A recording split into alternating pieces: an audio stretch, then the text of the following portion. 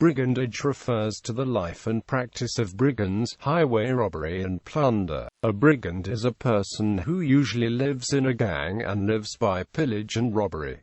Origin of the word. The brigand is supposed to derive his name from the Old French brigand, which is a form of the Italian brigante, an irregular or partisan soldier. There can be no doubt as to the origin of the word bandit, which has the same meaning. In Italy, which is considered the home of the most accomplished European brigands, a bandito was a man declared outlaw by proclamation, or bando, called in Scotland a decree of horning, because it was delivered by a blast of a horn at the town cross. The brigand, therefore, is the outlaw who conducts warfare after the manner of an irregular or partisan soldier by skirmishes and surprises, who makes the war support itself by plunder, by extortion, by capturing prisoners and holding them to ransom, who enforces his demands by violence, and kills the prisoners who cannot pay. Laws of war. Towards the end of wars, irreconcilables may refuse to accept the loss of the cause, and may continue hostilities using irregular tactics.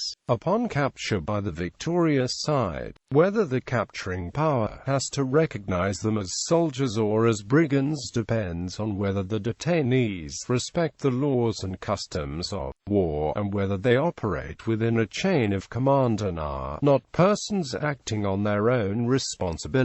Resistance.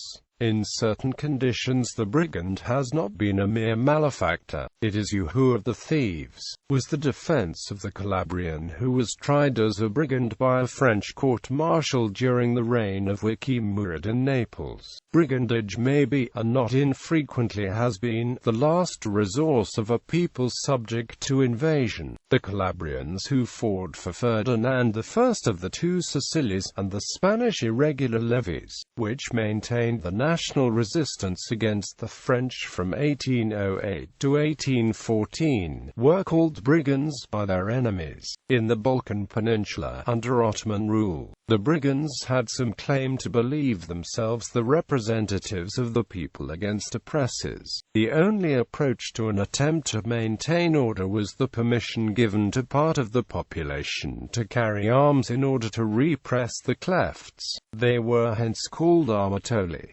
In fact, the armatoli tended to act more as allies than enemies of the clefts. Causes. The conditions which favor the development of brigandage may be summed up as bad administration and, to a lesser degree, terrain that permits easy escape from the incumbents. The Scottish marches supplied a theatre for the gentlemen reivers. After the Wars of the Three Kingdoms, policing the Scottish moss troopers tied up many English soldiers of the occupying New Model Army. The contemporaries in Ireland became known as Tories. Rapparees, Irish guerrillas of a later generation, fought for King James II after the Revolution of 1688, and on his defeat degenerated into brigands. Terrain. The forests of England gave cover to the outlaws, who were flatteringly portrayed in the ballads of Robin Hood. The dense maquis shrubland and hills of Corsica gave the Corsican brigand many advantages, just as the bush of Australia concealed the bushranger. The Apennines, the mountains of Calabria, the Sierras of Spain, were the homes of the Italian banditos, and the Spanish bandoleros and salteadores.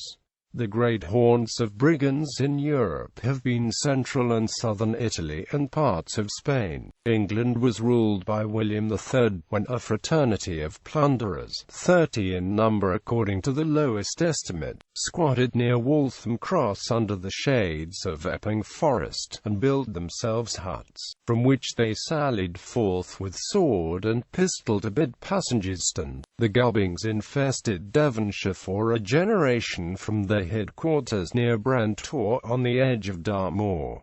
Historical examples. France. In France there were coaches, or skinners, in the 15th century, and the chauffeurs around the time of the Revolution. The first were large bands of discharged mercenary soldiers who pillaged the country. The second were ruffians who forced the victims to pay ransom by holding the feet in fires. In the years preceding the French Revolution, the royal government was defied by the troops of smugglers and brigands known as faux-salniers. Unauthorized salt sellers and gangs of poachers haunted the king's preserves round Paris. The salt monopoly and the excessive preservation of the game were so oppressive that the peasantry were provoked to violent resistance and to brigandage. The offenders enjoyed a large measure of public sympathy, and were warned or concealed by the population, even when they were not actively supported. David Hannay, writing in the 1911 edition of the Encyclopaedia Britannica, stated that in Corsica the Maquis has never been without its brigand hero. Because industry has been stagnant, family feuds persist, and the government has never quite succeeded in persuading the people to support the law. The brigand is always a hero to at least one faction of Corsicans.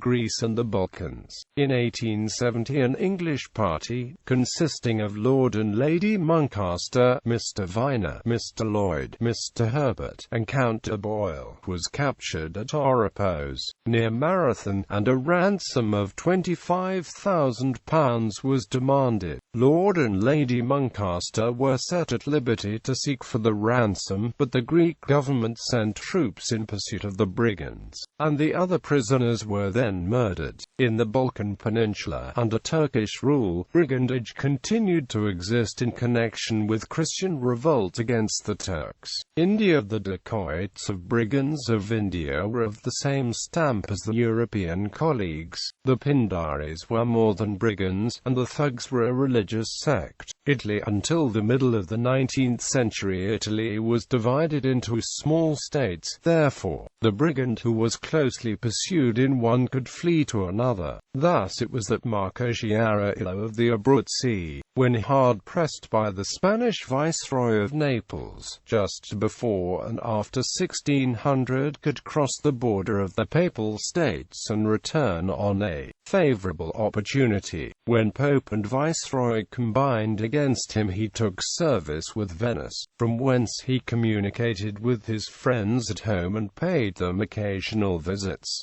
On one such visit he was led into a trap and slain. Marco Chiara was the follower and imitator of Benedetto Mangon, who was documented to have stopped a party of travelers which included Torquato Tasso. Chiari allowed them to pass unharmed out of his reverence for poets and poetry. Mangon was finally taken and beaten to death with hammers at Naples. He and his like are the heroes of much popular verse written in ottava rima, beginning with the traditional epic Invocation to the Muse. A fine example is the most beautiful history of the life and death of Pietro Mancino, chief of banditti, which begins, in Kingdom of Naples. Every successive revolutionary disturbance saw a recrudescence of brigandage down to the unification of 1860 to 1861.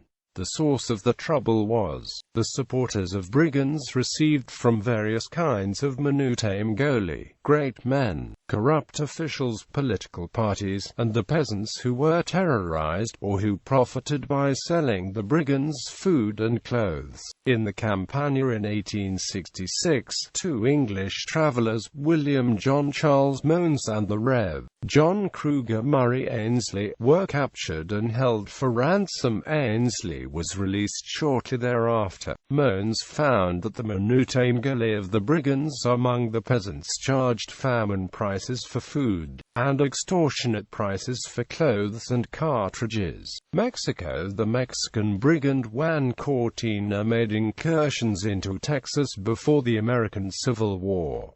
In Mexico the rurales ended brigandage.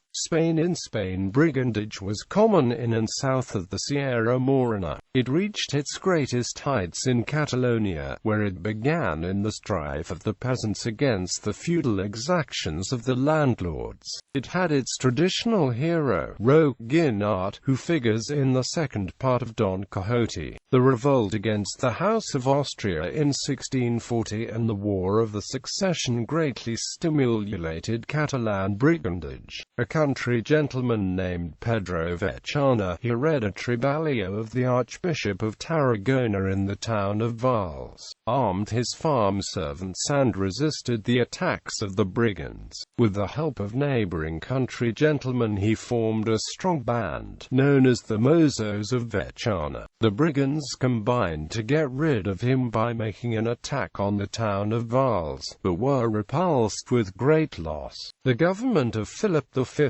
then commissioned Vechana to raise a special corps of police, the Esquadra de Catalunya, which still exists. For 5 generations the colonel of the Esquadra was always a Vechana. Since the organization of Guardia Civil by the Duke of Ahumada about 1844, brigandage has been well kept down. At the close of the Carlist War in 1874 a few bands infested Catalonia. The Sierra Morena and the Serrania de Ronda have produced the bandits whose achievements form the subject of popular ballads, such as Francisco Esteban el Guapo, Don Juan de Serralonga, Pedranza, and Amp C. José María, called El Tempranillo, was a liberal in the rising against Ferdinand VII, 1820–1823, then a smuggler, then a bandolero. He was finally bought off by the government and took a commission to suppress the other brigands. José María was at last shot by one of them, whom he was endeavoring to arrest.